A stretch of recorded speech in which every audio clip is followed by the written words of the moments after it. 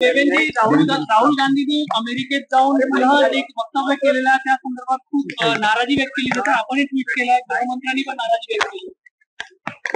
खरं म्हणजे राहुल गांधींचा आणि काँग्रेसचा खरा चेहरा हा परदेशातल्या त्यांच्या वक्तव्याने समोर आलेला आहे. राहुल गांधी स्पष्टपणे आरक्षण संपवण्याबद्दल बोललेले आहेत.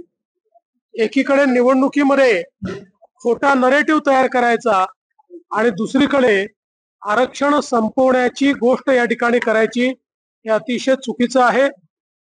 भारताच्या संविधानाचा किंवा संविधानकार भारतरत्न डॉक्टर बाबासाहेब आंबेडकरांचा काँग्रेसने कधी सन्मान केला नाही.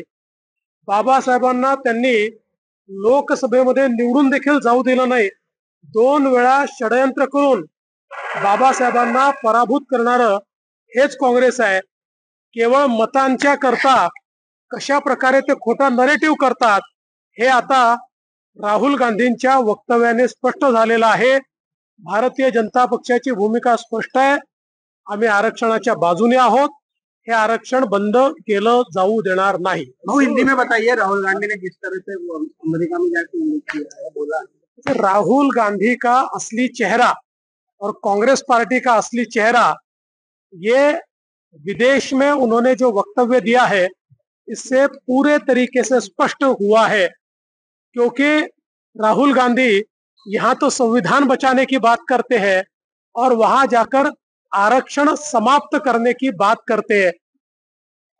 कभी भी कांग्रेस ने भारत रत्न डॉक्टर बाबा साहेब आंबेडकर जी का और संविधान का सम्मान नहीं किया.